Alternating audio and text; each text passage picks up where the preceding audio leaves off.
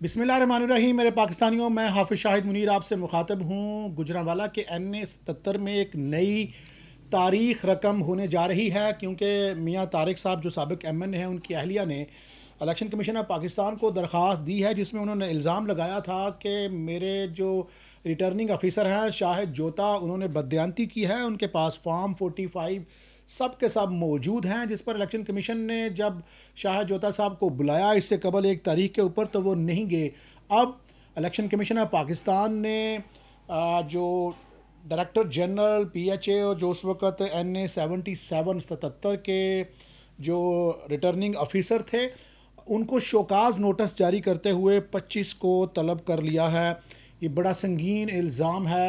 لگتا ہے کہ اس حلقے سے مسلم لیگ نون سیٹ ہارنے جا رہی ہے، کیونکہ بڑے لیول پر فیصلہ چلا گیا ہے. اس کے بعد عدالتوں میں میٹر جائے گا، اور یہ ایک ایسی سیٹ تھی جس میں جو بظاہر نظر آ رہا تھا وہ یہی تھا کہ راشدہ طارق 25,000 کی لیڈ سے جیت رہی تھی. لیکن بعد میں کچھ ووٹ کی جب گنتی ہوئی، لیٹ جب رزلٹ آیا، تو اس میں یہ پتہ چلا کہ محمود بشیر ورق صاحب جیت چکے ہیں. محمود بشیر ورق صاحب کے بارے میں جو انفارمیشن ہے، جو گراؤنڈ کی زمینی حقائق ہیں، وہ یہ تھے کہ محمود بشیر ورق صاحب اس بات کا یقین کر کے اپنے گھر میں جا کر سو چکے تھے کہ وہ یقیناً ہار چکے ہیں.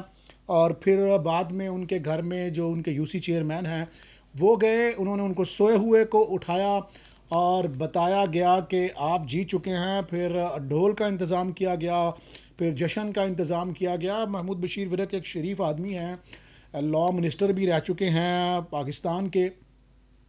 اب ان کے خلاف جو درخواست دائر کی گئی ہے، میاں طارق صاحب نے ہم سے بات بھی کی تھی. انہوں نے یہ الزام لگایا تھا کہ جو ریٹرننگ آفیسر ہے وہ مل گئے تھے، انہوں نے جان بوجھ کر مبینہ طور پر دھاندلی کر کے ان کو ہرایا ہے، اور وہ ونر تھے.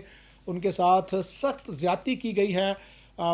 یہ واحد حلقہ تھا جس میں وہ بہت زیادہ لیڈ سے آگے جا رہے تھے، لیکن اس کے باوجود فارم 45 ہوتے ہوئے ان کے نتائج کو تسلیم نہیں کیا گیا. اور جو الزامات ہیں درخواست کے، جو درخواست کا متن ہے، میں آپ کو اس کے مطابق بتا رہا ہوں. پھر انہوں نے یہ الزام لگا دیا کہ یہ مبینہ طور پر جو ہے وہ الیکشن کے بعد کی دھاندلی ہے، ووٹ کاسٹنگ کے بعد کی جو کاؤنٹنگ کی دھاندلی ہے.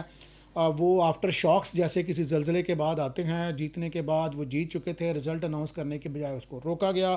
ان کے بیٹے حسن یوسف یہاں پر ڈپٹی کمشنر آفس جو ڈسٹرکٹ ریٹرننگ آفیسر تھے، ان کے آفس کے باہر احتجاج کرتے رہے، لیکن مبین عارف جٹ صاحب کو جتا دیا گیا. مبین عارف جٹ صاحب کی بھی بات کرنی ہے، لیکن اس سے پہلے یہ بات کر لیں.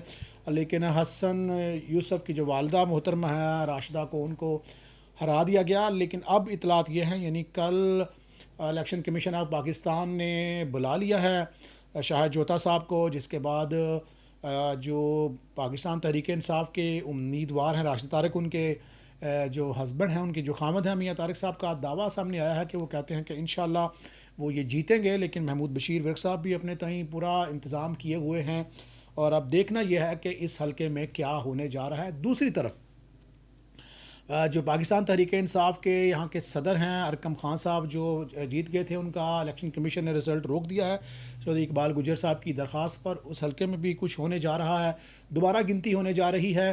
یہ رزلٹ پہلے اناؤنس کر دیا گیا تھا، اب اس پہ اعتراضات آئے ہیں. کوئی حقائق، کوئی ڈاکومنٹس کے بعد چودھری اقبال گجر صاحب نے دعویٰ کیا ہے، اور اس حلقے میں یہ دیکھنا پڑے گا کہ اب کیا نتائج آتے ہیں. لیکن دوسری طرف پاکستان تحریک انصاف کے جتنے بھی امیدوار جو گجرانوالہ سے جیتے تھے، اب وہ سنی تحریک میں تمام کے تمام جا چکے ہیں. مبین عارف جٹ صاحب کے اوپر یہ الزام تھا کہ وہ احسن اقبال جو ناروال کے ہیں، مسلم لیگ نون کے بڑے رہنما ہیں، سابق وہ وزیر داخلہ بھی رہے جب ان پر حملہ ہوا، تو ان کے ساتھ وہ گھوم پھر رہے ہیں. لیکن وہ سنی تحریک میں چلے گئے ہیں. جو چودھری عارف جٹ صاحب نے، جو شریف آدمی ہیں، انہوں نے دعویٰ کیا تھا حالات کچھ بھی ہو جائیں، کاروبار بند کریں، دکانیں بند کریں، گھر کو سیل کریں، دفاتر کو سیل کریں. لیکن ان کا بیٹا، انہوں نے بالآخر بڑا اچھا فیصلہ کیا، اپنے بیٹے کی سیاست کو بچا لیا ہے. اگر اس وقت مبین عارف جٹ کوئی وزارت لے لیتے تو مستقبل میں ان کی سیاست ختم ہو سکتی تھی. اب کم از کم جس شخص کو انہوں نے ہرایا ہے، خرم دستگیر خان صاحب کو، ان کے مقابلے میں ان کا قد بڑا ہوا تھا، اور یقیناً ان کے والد صاحب نے اپنے بیٹے کے قد کو بچا لیا ہے. اور ان کے بیٹے مبین عارف بالآخر تمام لوگ چلے گئے. مبین عارف کے اوپر زیادہ خدشہ تھا کہ یہ ایک نیا لڑکا ہے, نوجوان بچہ ہے اور کاروباری لوگ ہیں, ان کی 50 مجبوریاں ہو سکتی ہیں, ان کو ڈرایا جائے گا. بلال اعجاز صاحب کے لیے بھی یہ دعویٰ تھا. بلال اعجاز صاحب نے میرے سے خود بات کی, انہوں نے کہا میرا جینا مرنا عمران خان کے ساتھ ہے, کوئی بھی حالات ہو جائیں, کچھ بھی ہو جائے.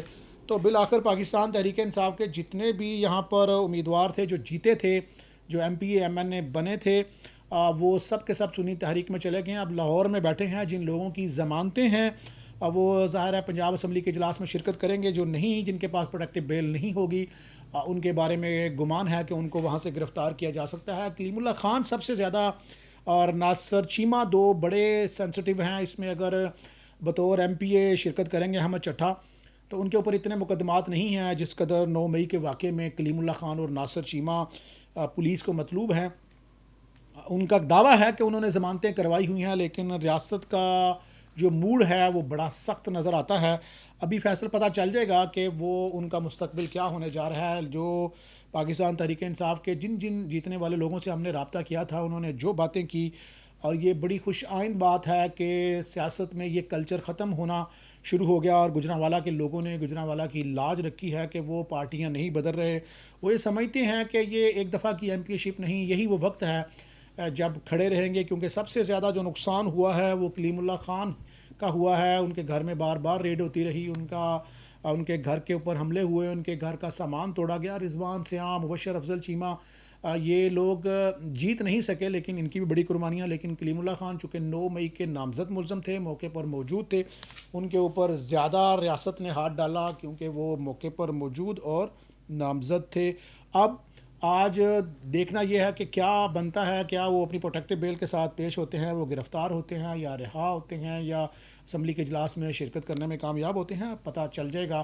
لیکن پاکستان تحریک انصاف کے لوگوں نے جو کہا, جو جیتے امیدواروں نے کر دکھایا, اور میں نے جیسے بتایا کہ این ایس 77 میں کچھ ہونے جا رہا ہے. اس کے لیے 25 تاریخ کو 2-3 دن میں پتہ چل جائے گا کہ یہاں پر مسلم لیگ نون کے امیدوار جیتتے ہیں, گنتی دوبارہ ہوتی ہے, یا راشدہ طارق جیتی ہیں.